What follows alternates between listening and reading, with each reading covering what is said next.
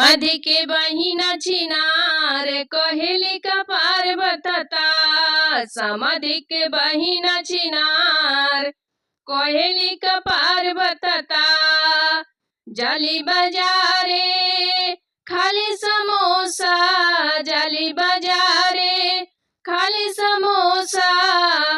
ऊपर से मांगेली अचार कहेली का पार्वतता।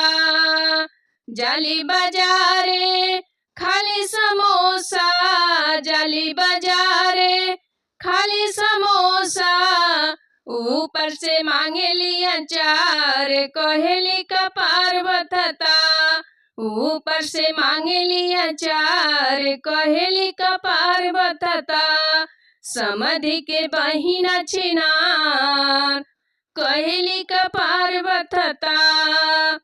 जाली मेला करेली झमेला, जाली मेला करेली झमेला।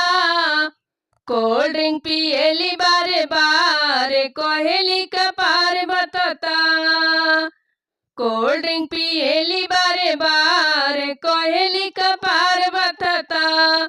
समाधि के बहिन छिनार कहेली का पार्वतता।